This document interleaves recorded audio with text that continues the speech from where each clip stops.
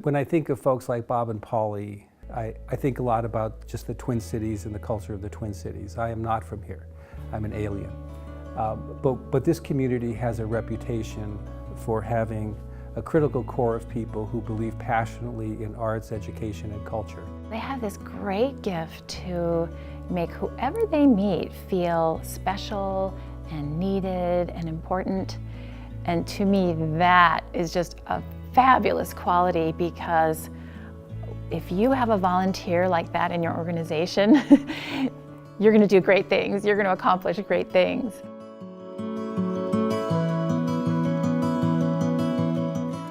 Well, they're both real outdoorsy people. I know Bob showed me a picture of him when he was a little boy on a horse. So he's been a horseman since the time he was little. And then Polly, of course, is a life trustee of Outward Bound. She is an honorary trustee of the Arboretum. She had served as president of the board from 2009 to 2011. And I got to know her after that. She's currently serving as on the campaign committee. And we're doing a $60 million campaign. Polly's father, Philip Nason, was one of the founding board members of Channel 2 Twin Cities Public Television. So he was involved in 1957.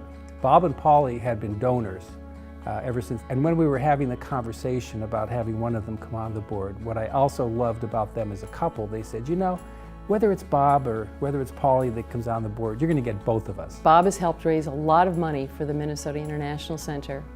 But I always say that Bob is a fundraiser who wears a velvet glove. He's so smooth, he's so gentle, he's so persistent in all those fundraising calls, and before you know it, you've written a big check and you've added a lot more zeros than you ever thought imaginable, and you feel good about it. They've hosted receptions for the international students and fellows, and even when they would host a lovely reception, oftentimes they continue to build on those friendships and invite the international students back into their home. So one of the techniques in raising money is you get fans like Bob and Polly and you say, would you invite a few of your best friends over for dinner or cocktails and listen to us talk for about 10 or 15 minutes to see if we could inspire other people to give.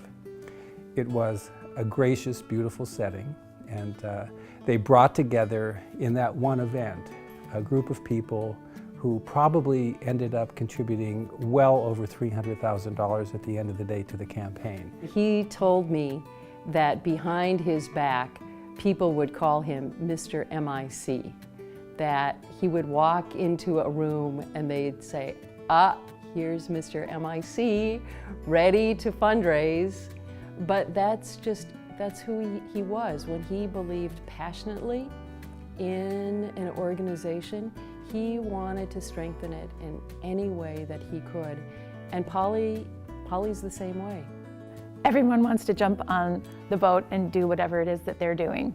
And I think that's why they're so successful with the various organizations that they help.